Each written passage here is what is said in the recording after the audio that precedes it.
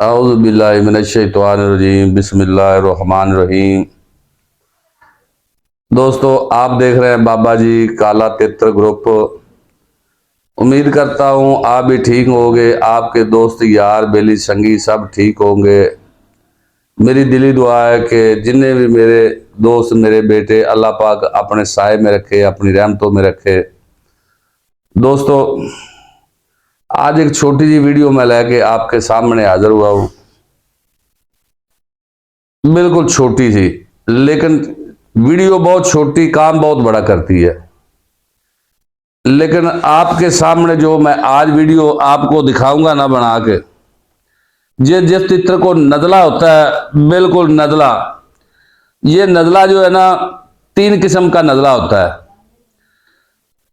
क्योंकि हर आदमी को ये नहीं पता होता कि नज़ला 1 किस्म का, 2 किस्म का, 3 किस्म का, ये किसी को भी नहीं पता। यानी कि जो बड़े उस्ताद हैं, जो बड़े शिकारी, जिनकी उम्र का तजर्बा है, उनको पता होता है कि नज़ला कितनी किस्म का होता है। तो मेरा भाई, तित्र को नज़ला चाहे जेड़ी किस्म का भी अखां का होवे, अखां ते भी नज़ला आंदा जे।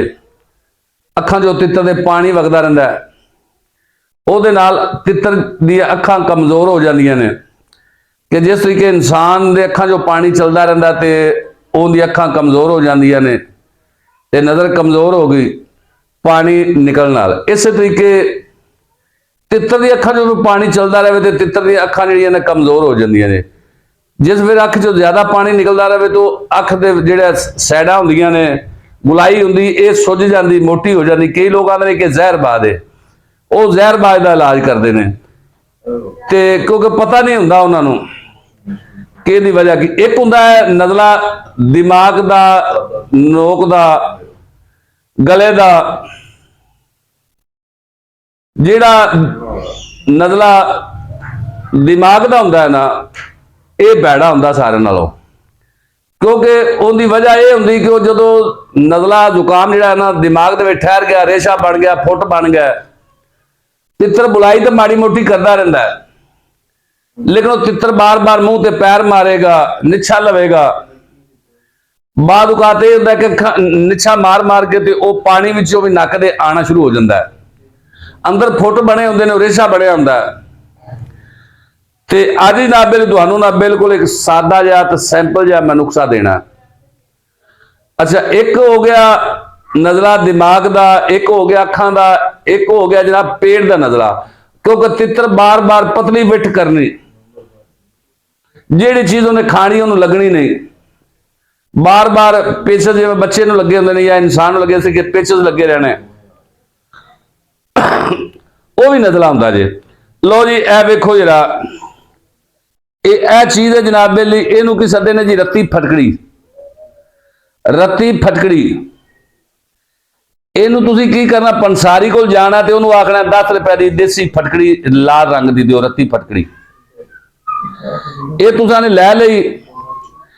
ਇਹਨੂੰ ਜਨਾਬੇ ਲਈ ਕੀ ਕਰਨਾ, ਤਵਾ ਚੁੱਲ੍ਹੇ ਦੇ ਉੱਤੇ ਰੱਖ ਦੇਣਾ। ਉਹਦੇ ਉੱਤੇ ਜਨਾਬ ਇਹ ਰੱਖ ਦੇਣੀ, ਉੱਤੇ ਜਨਾਬੇ ਲਈ ਕੋਈ ਕੌਲੀ ਕਟੋਰੀ ਇਹਦੇ ਉੱਤੇ ਮੂਧੀ ਮਾਰ ਦੇਣੀ, ਥੱਲੇ ਅੱਗ ਬਾਲੀ ਰੱਖਣੀ। ਇਹ ਪਿੰਗਲ ਜਾਏਗੀ। ਉਸ ਤੋਂ ਬਾਅਦ ਇਹ ਇੰਨਾ ਫੁੱਲਾ ਹੋ ਜਾਵੇਗੀ, ਫੁੱਲ ਜਾਵੇਗੀ। ਫੁੱਲਣ ਤੋਂ ਬਾਅਦ ਜਨਾਬੇ ਲਈ ਇਹ ਵੇਖੋ ਜੀ, ਇਸ ਕਿਸਮ ਦੇ ਵਿੱਚ ਆ ਜਾਸੀ ਜੀ। ਇਹਨੂੰ ਰਗੜ ਲਵੋ ਤੇ ਰਗੜ ਕੇ ਜਨਾਬੇ ਲਈ ਮੈਂ ਅੱਜ ਬਣਾਈ ਹੈ, ਮੇਰੇ 2 ਤਿੱਤਰਾਂ ਨੂੰ ਨਜ਼ਲਾ ਆਇਆ ਸੀ। ਤੇ ਇਹ ਵੇਖੋ ਜਨਾਬੇ ਲਈ, ਤੁਸੀਂ ਨਾ ਇਹ ਮਾਚੇ ਦੀ ਤੀਲੀ ਚੈੱਕ ਕਰੋ, ਮਾਚੇ ਦੀ ਤੀਲੀ। ਇਹ ਲਓ ਜੀ, ਇਸ ਤਰੀਕੇ ਨਾਲ ਮਾਚੇ ਦੀ ਤੀਲੀ ਤੇ ਚਾਵਣਾ। ਆਟੇ ਦੇ ਵਿੱਚ ਨਾ ਤੁਸੀਂ ਰੱਖ ਕੇ ਨਜ਼ਲਾ ਕੋਈ ਵੀ ਹੈ, ਅੱਖਾਂ ਦਾ, ਦਿਮਾਗ ਦਾ, ਪੇਟ ਦਾ, ਕੋਈ ਵੀ ਹੈ, ਨਜ਼ਲੇ ਵਾਸਤੇ ਜਨਾਬੇ ਲਈ ਬਹੁਤ ਹੀ ਅੱਛੀ ਚੀਜ਼ ਹੈ। ਤੁਸੀਂ ਨਾ ਮਾਚੇ ਦੀ ਤੀਲੀ ਨਾਲ ਚਾਹ ਕੇ ਨਾ ਤੇ ਆਟੇ ਦੇ ਕਰਕੇ ਬਣਾ ਕੇ ਨਾ ਕੌਲੀ ਉਹਦੇ ਵਿੱਚ ਰੱਖ ਕੇ ਤੇ ਤਿੱਤਰ ਨੂੰ ਜਨਾਬੇ ਲਈ ਉਬਾਲ ਕੇ ਤੇ ਗੋਲੀ ਇੱਕ ਦੇ ਦਿਓ ਤੇ ਅੱਲਾ ਮੇਰੇ ਦੇ ਹੁਕਮ ਨਾਲ ਜਨਾਬੇ ਲਈ ਨਜ਼ਲਾ ਸਵੇਰੇ 2 ਦਿਨ ਦਿਓ ਜਨਾਬੇ। 2 ਦਿਨਾਂ ਤੋਂ ਬਾਅਦ ਨਜ਼ਲਾ ਤੁਹਾਨੂੰ ਨਜ਼ਰ ਹੀ ਨਹੀਂ ਆਣਾ, ਜਿਹੜਾ ਵੀ ਹੋਇਆ। ਤੇ ਲੋ ਜੀ, ਇਹ ਸੀ ਮੇਰੀ ਅੱਜ ਦੀ ਵੀਡੀਓ ਜਨਾਬ। ਮੈਂ ਤੁਹਾਨੂੰ ਆਖਿਆ ਛੋਟੀ ਜੀ, ਸਾਦਾ ਜੀ, ਤੇ ਲੇਕਿਨ ਕਮਾਲ ਦੀ ਬੜੀ ਜੇ। ਤੇ ਤੁਸੀਂ ਹੁਣ ਜਨਾਬ ਇਹ ਰੱਤੀ ਫਟਕੜੀ, ਇਹ ਵੇਖੋ ਰੱਤੀ ਫਟਕੜੀ। ਉਸ ਤੋਂ ਬਾਅਦ ਜਨਾਬੇ ਲਈ ਇਹ ਜਨਾਬੇ ਤੁਸੀਂ ਪਾਊਡਰ ਕਰਨਾ, ਫੁੱਲਾ ਕਰਕੇ ਤੁਸੀਂ ਜਨਾਬ ਤਵੇ ਦੇ ਉੱਤੇ ਰੱਖ ਕੇ ਥੱਲੇ ਅੱਗ ਬਾਲਣੀ ਨਾ ਤੇ ਉਹ ਫੁੱਲਾ ਜਿਹਾ ਬਣ ਜਾਵੇਗੀ ਗੋਲ ਜੀ। ਉਹ ਜਨਾਬੇ ਤੁਸੀਂ ਕਿਸੇ ਚੀਜ਼ 'ਚ ਪਾ ਕੇ ਰਗੜ ਲਵੋ, ਰਗੜ ਕੇ ਜਨਾਬੇ ਤੇ ਕਾਗਜ਼ ਦੇ ਵਿੱਚ ਪਾ ਕੇ ਜਾਂ ਕਿਸੇ ਡੱਬੇ ਦੇ ਵਿੱਚ ਪਾ ਕੇ ਰੱਖ ਲਵੋ। ਸਾਰੀ ਜ਼ਿੰਦਗੀ ਜਨਾਬ 10 ਰੁਪਈਆਂ ਦੀ ਫਟਕੜੀ ਤੁਹਾਨੂੰ ਮੁੱਕਦੀ ਨਹੀਂ।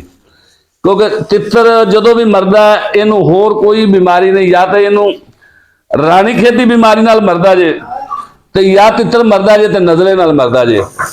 ਤੇ ਮੇਰੀ ਇਹ ਦਿਲੀ ਦੁਆ ਹੈ ਕਿ ਅੱਲਾਹ ਪਾਕ ਜਿੰਨੇ ਵੀ ਸ਼ਿਕਾਰੀ ਨੇ, ਕਿਉਂਕਿ ਜਿਵੇਂ ਮੈਨੂੰ ਤਿੱਤਰ ਪਿਆਰੇ ਨੇ, ਮੈਂ ਸ਼ੌਕ ਕਰਨਾ ਇਸੇ ਤਰੀਕੇ ਹਰ ਬੰਦੇ ਨੂੰ, ਲੇਕਿਨ ਕਿਸੇ ਦਾ ਤਿੱਤਰ ਲੱਗ ਜ਼ਾਇਆ ਨਾ ਕਰੇ।